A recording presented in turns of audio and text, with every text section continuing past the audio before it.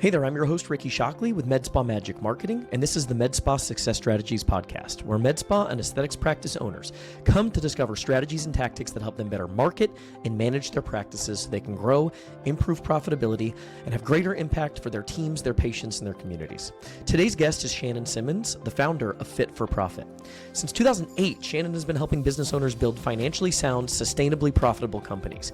She's been a certified profit-first professional at the mastery level since 2014, and since 2016, her firm is focused exclusively on serving fitness and wellness businesses. Through Fit for Profit, Shannon and her team provide financial coaching and consulting that helps owners improve cash flow, increase profitability, reduce stress, and most importantly, create more freedom in both their businesses and their lives. If those are the reasons you went into business in the first place, you're going to get a ton of value out of this conversation today with Shannon. Today's episode is sponsored by CallRail.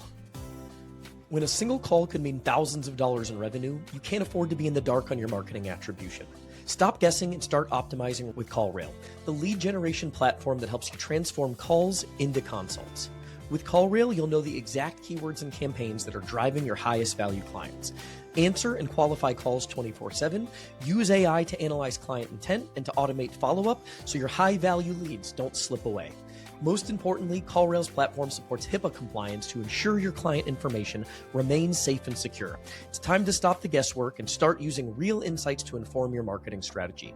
Optimize ad spend and drive significant growth in your med spa.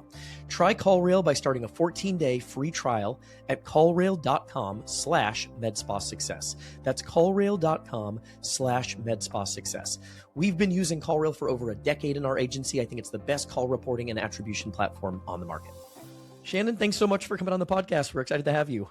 I'm super excited to be here, Ricky. Thanks for having me. We're talking all things money and profitability today. And you got the Profit First book anchored behind you. We talked about that a little bit pre-interview. I started reading the book. It's very long, but for anybody listening, I think that's a good read in addition to Shannon's book.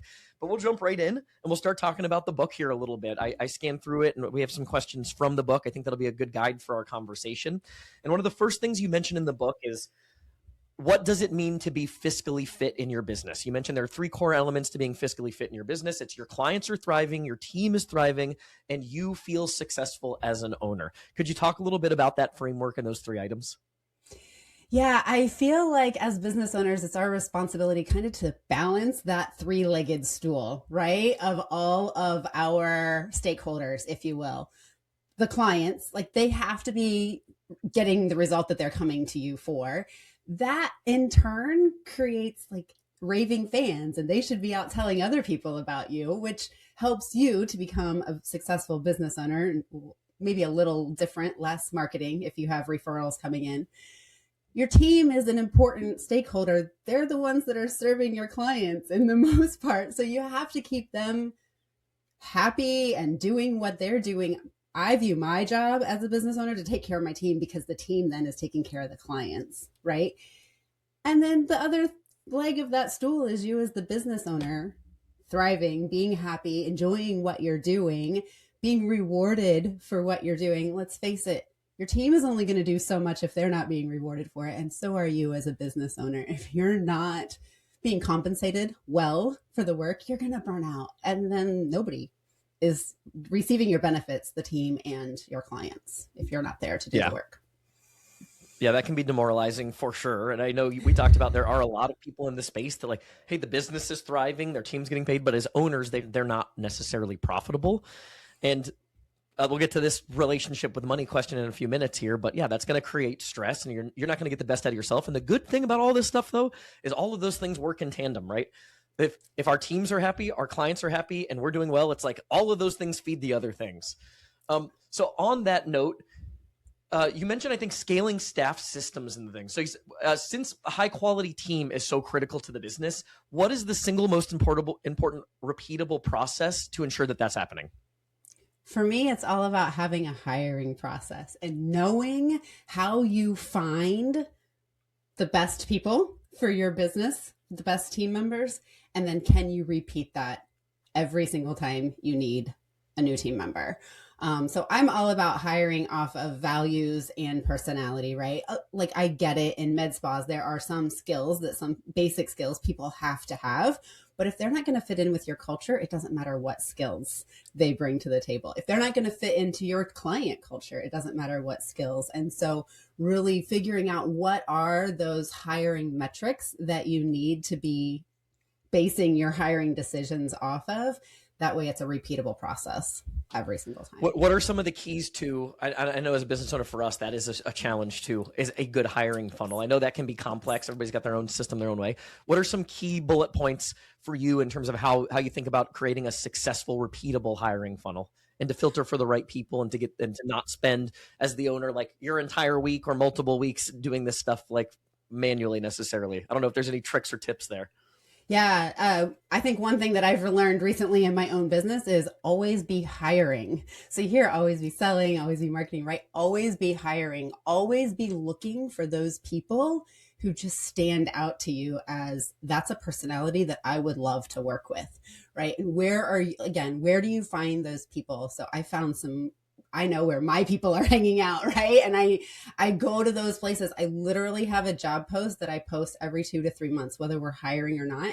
And I have a virtual bench. It's a people that I have identified as like, you're the next person I want to bring on. And we stay in regular communication. That way, when something happens, right? Because we would love to think we're in control of everything in our business, but hiring is, I feel like, the one thing that we have the least control over. Not hiring so much, but team members, right? They just up and leave all of a sudden, and you can feel really behind the 8 ball. If you have somebody that you've already identified and you have that relationship building, that whole time you're building a relationship, you're trying to figure out and confirm this is the person I want to work with, right? And so are they. So just making it a longer hiring process has been successful for us too. Yeah. I'm in a college football mood lately. So it's like recruiting. It's like a long-term process. You always want to have your next guys lined up, right? You don't want to wait until the person's leaving to go desperately try to find the next person. And I know that as a business owner, like early on, I think everybody makes that mistake. You have people, it's all going well, and then you need more help or somebody leaves. And now you're just frantically and desperately searching for the next person instead of constantly building a bench. So you have a handful of people that you have some sort of relationship with that might be willing and excited to jump to the next opportunity. And you've kind of screened that. So you're excited about those people. They're a good cultural fit.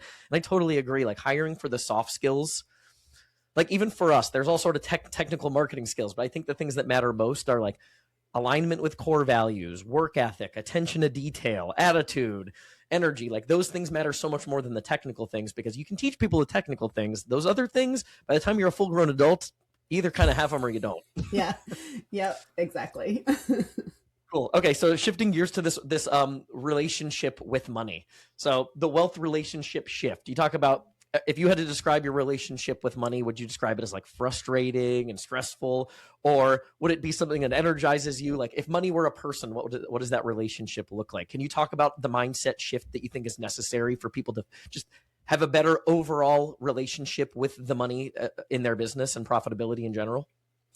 Yeah, I mean, let's face it. We all have a money story from our past, our history, usually from growing up, right? It was formed very, very early, and we are still living with that. And I find so few people in general, not just business owners, but people in general are aware of their thought processes, their relationship with money, and like how they interact with money. The limiting beliefs that they're holding around money is really what it comes down to. So they're just not even aware of it, and they are doing so much practical work, right? They're learning how to read balance sheets and profit and loss statements and financial statements, and they're trying to get their books in order, and they're trying to do all these things that they're told they should know how to do and they should be doing. And yet these things are in the back of their heads saying, you're not good at numbers. You're not good with money. Money doesn't grow on trees. All these things that we hear. And it doesn't really matter how good we get at the practical things with money. If those voices are still in our head, we're self-sabotaging that process of learning. And eventually we've been doing this work for 15 years now. And for the first 10, we really only focused on the practical pieces of it. And I was getting frustrated because we would have success with our clients and getting them really profitable. And then all of a sudden there'd be this massive backslide. And I was like, what the hell just happened? I don't get it. And finally I was like, they have these thoughts that are running through their head, these patterns, their systems in their head that they don't even realize, that's just holding them back, that's self-sabotaging, that they get so far and then they're like, I can't get any further. They put that ceiling on their head. And so we just started getting clients to become aware of what those thoughts are. And as soon as you're aware of it, you're like, oh, I don't really believe that. That's pretty easy to shift. But the awareness is the key to what is creating those backslides. I know he's a controversial person in the money circles, but I know Dave Ramsey, like their whole thing, they talk about this too. It's like money management is 20% math, 80% like behavior. And so same thing I think is true in business. Are there any of those, like, so the limiting beliefs, the things that people are doing that are, attitude mentality based, that are sabotaging the way that their businesses operate and their profitability? Are there any common themes there? Yeah, I think really the biggest one is people saying, I'm not good at numbers or math or accounting or whatever. And I'm like, who the hell cares? You don't have to be. Like, numbers are nothing more than letters with different shapes on paper, right? It's like, if you're good with things on paper, you can read a financial statement. You just have to learn how. And none of us are taught how to do these things until we get ourselves into business, right? And then all of a sudden, we're just supposed to just know how to do it. And it creates a lot of shame because people feel like they should know how to do it already. And the reality is nobody knows. And so it's like, just go learn. And again, like, we don't need to tell ourselves we're not good at something. You can learn. You've learned a lot of things to become a successful business owner or to get where you've gotten in business. You've learned a lot of things. You can learn math and accounting too. Yeah. Is there anything like beyond just their ability and willingness to like take ownership and responsibility over it that you find behaviorally is like people are just sabotaging their profitability in their business with just like certain behaviors, certain decisions they make? Yeah, absolutely. I mean, we could also talk about pricing as a big one that we see people just like, I don't know how to price. They don't do the math to figure out pricing. They just say, okay, well, this is what the person down the street or the person across town or my mentor told me I should price. And so I'm going to price it that way. And it does, like, every single business is different. You can look at what they're pricing, but you have no idea what their costs are. You have no idea what their rent is, how well they negotiated rent. I mean, yes, you can look at marketplace drivers for rent, but you still don't know how they negotiated, right? So there's so much behind the scenes that you don't know, that you just can't make a really good comparison. You don't even know how profitable they are. Do you really want to copy what they're doing? But again, that comes back to that whole mindset and that limiting belief of, I'm not good with numbers, so I'm just going to copy what somebody else is doing because it must be working for them. We don't know that. Yeah. So most people, even if whether they're profitable or not, they basically just kind of like stumbling along, guessing along the way. Some people end up in a place that's profitable. Some people don't, but being more intentional with those decisions and understanding your numbers, your financials, your cost of goods, what you need to reasonably charge. And yes, of course, there's a competitive landscape you have to consider. Like, all those things have to work in tandem, but just getting clear and confident in your numbers so that you know the profitability is kind of locked and loaded. Med spa owners, if you're tired of your marketing feeling like an expense, it's time to truly see it as an investment.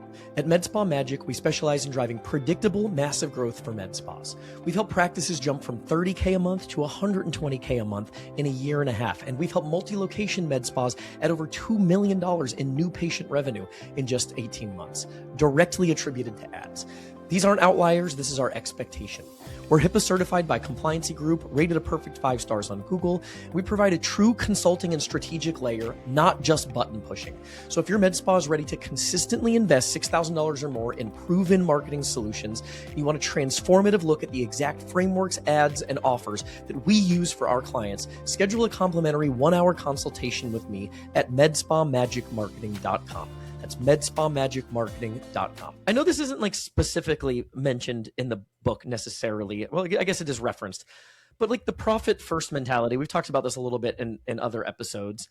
What are some of the things that you recommend people doing, going off the topic here a little bit, logistically, to really ensure that their businesses are profitable at a satisfactory rate? And then I guess the follow-up to that is, are there different stages in the business where profitability ebbs and flows because of reinvestment. So like, hey, early on or at certain stages when we're trying to jump to the next level, we understand profitability dips. But as a general rule, how do you recommend people think about locking in profitability with like the profit first framework? Yeah.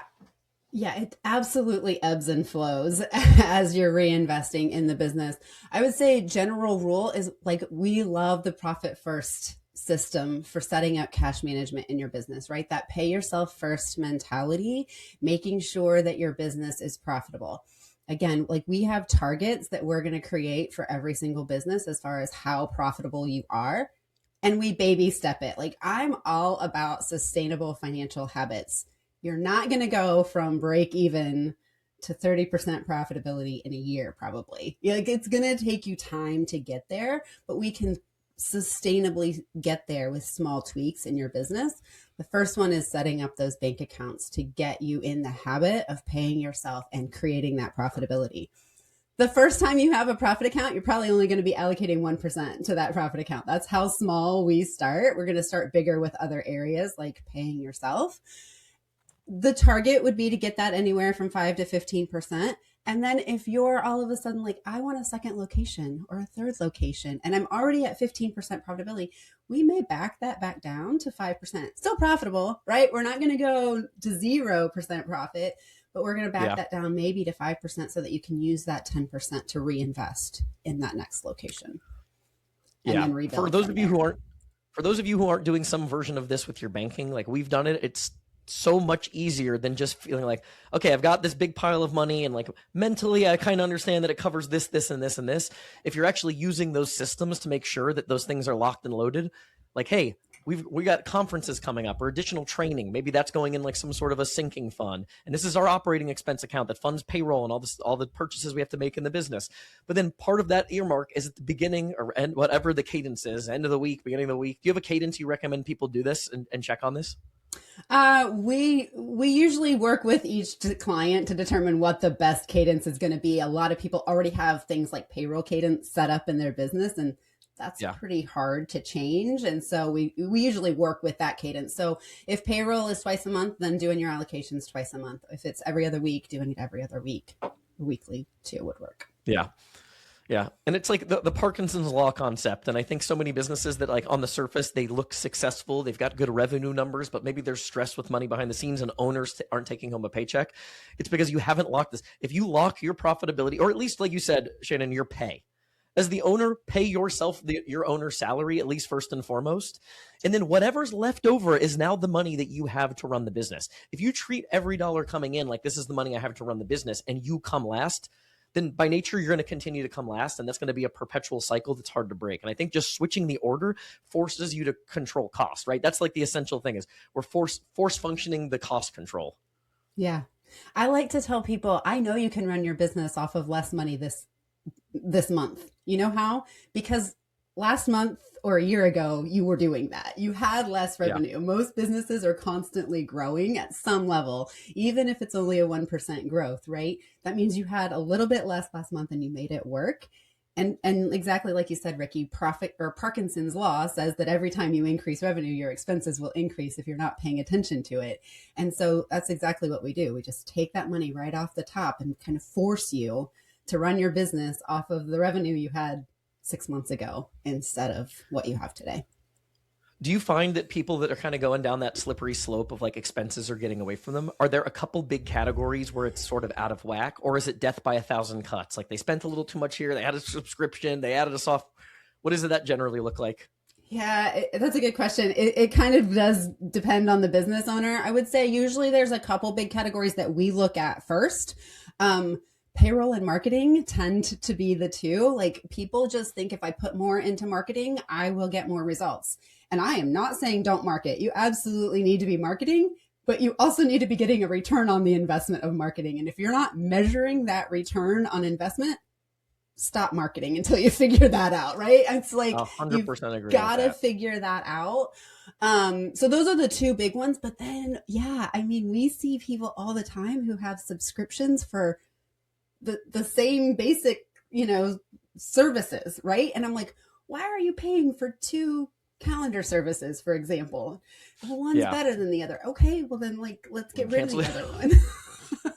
You Yeah. know, and just things like that that just creep up, right? Like shiny object syndrome. I think we're all guilty of it. Something comes across your screen, it looks really good. You know, the 97 or the $297 course that you purchase, and then you don't ever take advantage of it. It's like, okay, either take advantage of it and get what it's worth or stop paying for it. Those types of things Yeah. are the death by a thousand I've sort of cuts. noticed too, like you tend to adjust to new norms. So like early on in your business, the idea of like spending $500 or $1,000 on something, you're like, oh my gosh, I can't spend $500 or $1,000. But as you grow and become more successful, you start to become a little bit more numb to these expenditures, and you tend to be a little bit more casual with like, whatever, that's a couple thousand there, is 500. There's another couple thousand there. And so is it a good exercise? I think this is something we've been trying to do, so I'm thinking about it. It's like going through your bank account and just looking at where are we actually spending money and catching like, oh crud, there's a software we pay for we don't actually use anymore, or a duplicate version of that, or wow, we're still signed up for this, we're not really taking advantage of that. And just systematically going back and reviewing like, hey, and I know as business owners and in your personal account, some of us are just averse to this. We just don't want to look. It's just out of sight, out of mind. As long as the big number's good, we don't want to go into the nitty gritty, but you're probably losing some, advantages profitability wise by not going through and doing that sort of cleanup, I assume. Yeah, again, like even if it's that 1% that you could add to your profit, right? It doesn't have to be a lot.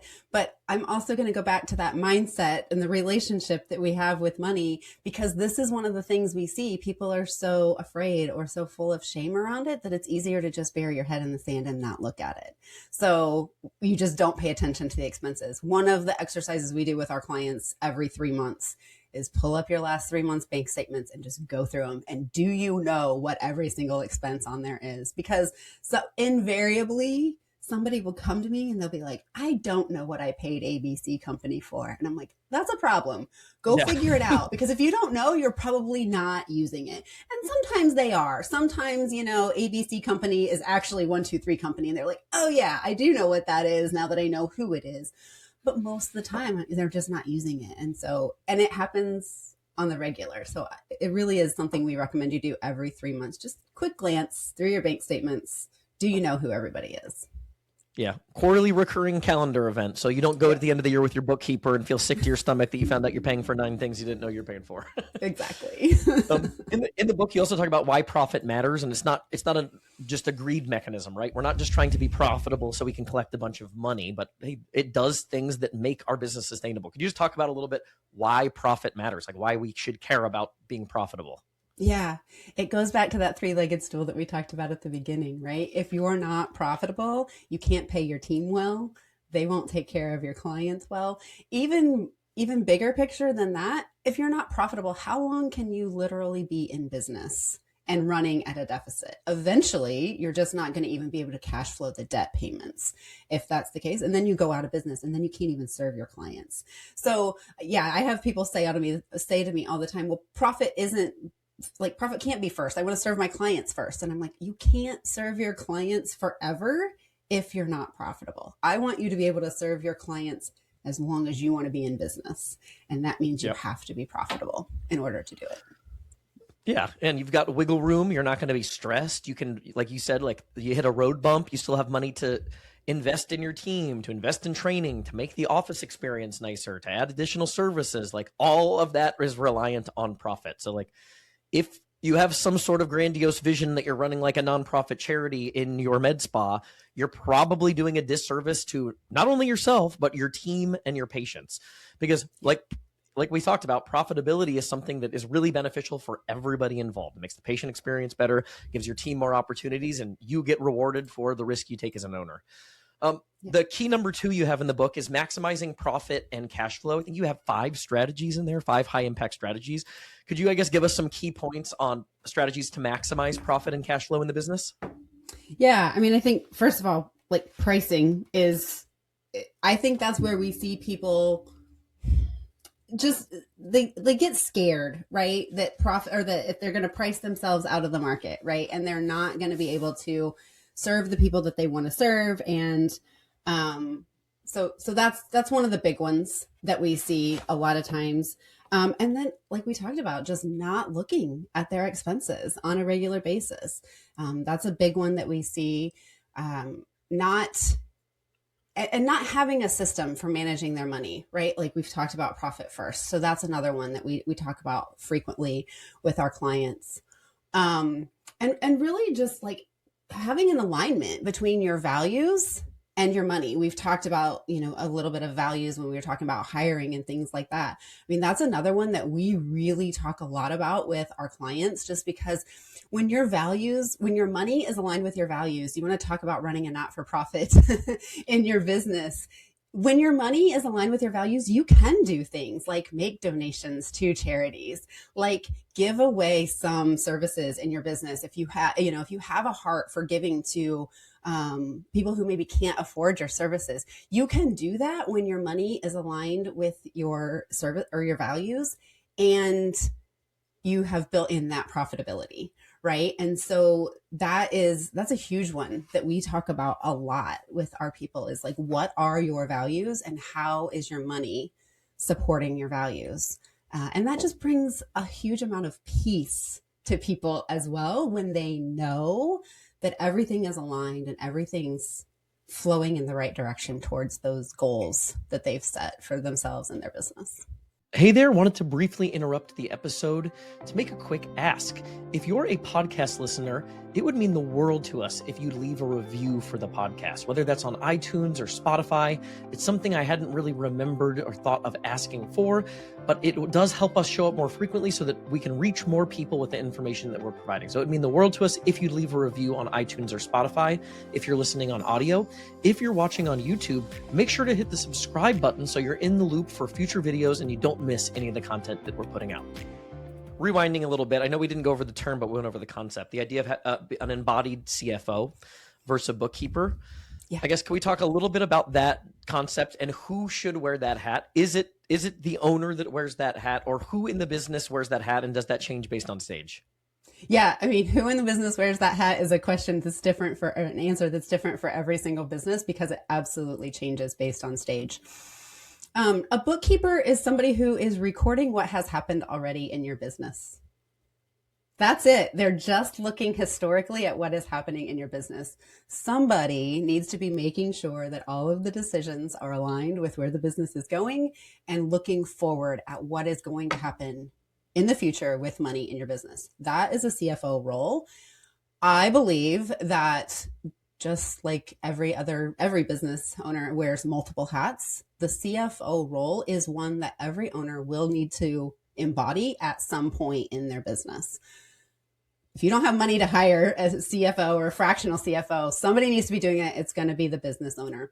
Even if you hire a fractional CFO, I want you to have the knowledge that you can have an informed conversation with your CFO. That means you have to be more than the bookkeeper of your business. You have to be able to embody that role. You don't have to do it, 20 hours a week or 10 hours a week, even just that 1 hour a week when you're meeting with your fractional CFO to have an informed conversation. That's, to me, what an embodied CFO is. Somebody who can embody that, not that they do on a regular basis in the business. Yeah, I love that. I always say the same thing with marketing is like, do not just keep this out of sight, out of mind, and just trust somebody and hand it off. You have to be educated enough, at least at a high level, so that you can have an educated conversation, ask the right questions, and gain an understanding of the things that you need to know as the owner of the business, regardless of whether you're actually doing the task or not.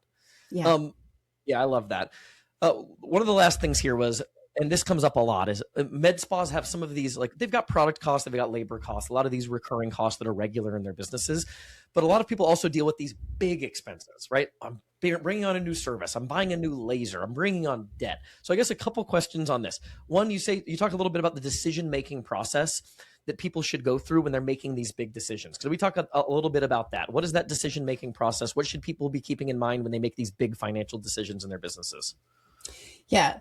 Again, one of the accounts that we recommend anybody with big, expensive equipment investment purchases is to have a separate expense account, or accept a separate equipment account for that expense. So you're constantly saving for that, right?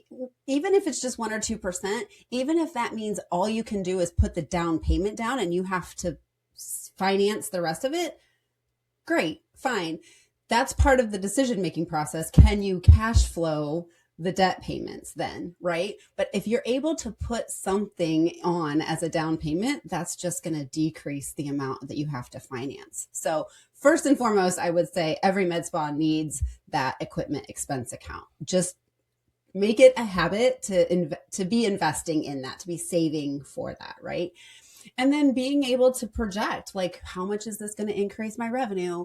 How much will I have profit off of that I can put aside 1% for my profit and put the rest towards the debt payment on that equipment, right? Can I cash flow it? How much do I have to generate? Setting all of those goals, those metrics, and knowing that you're going to be able to cash flow that, and it's not going to take away the profit from the other services you already have existing in your business. Yeah. 2 follow-up questions to that. One would be, in these accounts, are these just standard checking accounts? And are these places where there's like, are they like high yield savings? Is there some sort of other vehicle, or are these generally just going to be like your checking savings accounts for your business where the cash sits? So if you're waiting for like a big equipment purchase and you're saving up for, I don't know, 12 to 24 months, is it okay to just have that sitting in cash, or do you recommend some other vehicle? I mean, I'm going to tell you, find a high yield savings account for it, right? Because you might as well be getting interest on it if you're saving for that long. Those accounts, so there's 3 accounts: your profit, your tax, and like equipment accounts. There could be others, and this is where it kind of depends, but those 3 for sure. You're not going to be taking money out of them on a regular basis. So yeah, let's get them out of in a savings account. We also say out of sight, out of mind. So, if your main bank accounts are, let's just, at a big bank, we won't name the big bank, but at a big bank, let's put those at a different bank so that we're not tempted when payroll is feeling a little tight or operating expenses are feeling a little tight to be like, oh, look at all this money I have sitting over here in my profit tax. Fix the problem. Don't go Band-Aid it with the money from somewhere else. Exactly. And you're forced to do that a little bit more when they're out of sight, out of mind. So that's another reason for having them in a savings account somewhere. But for the most part, your income, your owner's pay, your operating expenses. Another account we sometimes recommend is an annual expense account. So Ricky, you were talking about, if you have a conference that you go to every year and you're going to spend $5,000, well, let's put $600 in every single month, because that's a lot easier to feel $600 every month than it is $2,500 when you register and $2,500 when you go and have the hotel and all of that. So that's another one that may be high yield, but usually you're going to be dipping into that one a little bit more frequently. And so a checking account is good for that one. Putting the things in separate accounts kind of reminds me of like a James Clear Atomic Habits type thing. Like you're making it harder for yourself to not do the thing that you want to do. Yep. That's exactly what it is. It's all about behavior. Yeah, exactly. Okay, good question to wrap on, I think, now is the concept of debt. So I know there are plenty of people that manage debt responsibly, and they've got this pretty dialed in, and they've got like maybe ratios that hey, we're only going to take on a certain amount of debt in our business, and we're pretty confident the debt we're taking on, we're able to cash flow, and it's giving us a benefit on the other side. But I've also seen a lot of practice owners, even that are pretty successful on the outside, that are over leveraging debt, at least in my opinion. This is not my area of expertise, but just in conversations, right? They've got like a huge build out loan. They've got loans on equipment. They're taking like SBA loans and just credit line, like everything they can possibly do to give themselves more cash now. And they end up digging themselves in a massive hole. So I've talked to businesses that, again, at surface level, they look very successful. They maybe have 2 locations. The locations are pretty busy, but they're so over leveraged in debt that the revenue coming in doesn't pay for it. And they've just done whatever they feel like they need to do today without any sort of long-term vision. So how do you think about responsibly managing debt in a med spa or a business in general? Any guidelines on that? I think it's really where it does come down to individual business owners, and a lot of it comes down to that relationship you have with money, right? And like, what did you grow up with? And what do you have an abundance mentality, or do you have a scarcity mentality? And it does not matter how you grew up, those can manifest into the same or different personalities now. I would say key to how leveraging debt or maintaining those ratios, maintaining a healthy debt position, getting an accountability partner, getting somebody that you have to run those decisions through. Because I get it. Like, we get emotional when it's our business, it's our baby. We want to do what's best for it. And sometimes we can't see the long-term vision. We can't keep that in front of us when that shiny object is there that's saying, this will bring in so much more revenue. This is going to double your business. And you're like, yeah, it's going to solve all my problems, right? If you have an accountability partner, somebody who you have to step back and say, explain the whole dang thing to, so many times when you say it out loud, you all of a sudden come to your own answer. You don't really need somebody else to tell you that it's right or wrong to take on this next debt. You just need to have that verbal processing, that outward listening to yourself, and having somebody that you can do that with who's a neutral party. So don't let it be a business owner. Don't let it be a life partner or anything like that. Have it be somebody, another business owner, right? Who really is not your friend that has a spending problem either. Right. Exactly. So getting that accountability partner, I mean, that's a lot of what we do for our clients, right? Is just give them that space to process what they already know. They just haven't given themselves space to really think through it. And sometimes, obviously, we can put a little bit of our own spin on it, but most of the time, they know the answer. Is there any general rule? This might be a totally dumb question. Is there any general rule for like debt ratios? Like, hey, how much debt do you actually have in your business relative to revenue? Like, is there any sort of guideline on that, or is it just so dependent on the business and what the reasons for the debt are? Because I do feel like, just anecdotally, I see so many people that just, it's an SBA loan, it's a credit line, it's just everywhere they could possibly get money now to band-aid the problem. Instead of fixing their business so they have a profitable business, they're just band-aiding it with debt in a lot of different directions, it feels like. Yeah, I would say, I mean, it kind of does depend on like your long-term growth plans. And like, would you rather owe money to the bank or would you rather owe money to yourself as far as like investments, right? Do you want to take on another owner? Like, you need cash in order to make those investments, especially if you haven't saved it. My general rule of thumb is no more debt than you have equity in your business. Right. And so like, that's really, really safe and conservative. Some people will say you could double the equity with debt. So have a 2-to-1 ratio. That's a little much for me. Yeah. So again, it does kind of depend on your risk tolerance. It also kind of depends on how much equity you have in your business. If you're just starting out, you don't have any equity, you have to take on debt. Then it just becomes how fast can we get that paid off so that we can start building equity, so that the next time we need financing, we can make the decision. Are we going to invest more? Are we going to take on another investor? Or are we going to go to the bank and take on more debt? Yeah. I guess to wrap, what if you had a tip for, let's say it's an established med spa that's just looking to really dial in their finances and their profitability.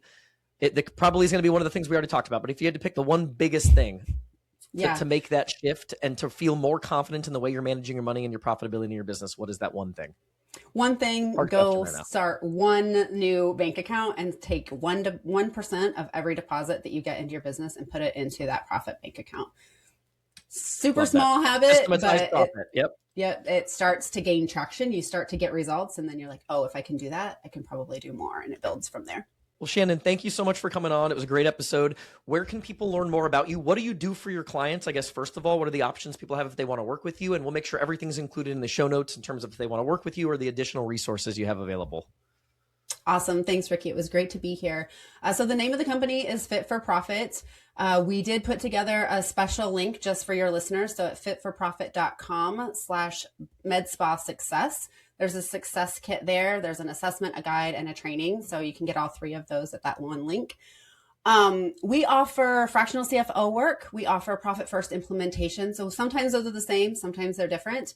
And then we also offer bookkeeping. So you don't have to bring your bookkeeping to us if you already love your bookkeeper, but bookkeeping is essential to the fractional CFO and profit first work. So if you don't have a great bookkeeper, we can do that as well. And so all three of those. And then, like I said, fitforprofit.com, and we're on all the socials at Fit for Profit as well. Yeah, awesome. And again, we'll make sure all those are in the show note links, whether you're watching on YouTube or any of the podcast platforms. Shannon, thanks so much for coming on. We'll see you on the next one.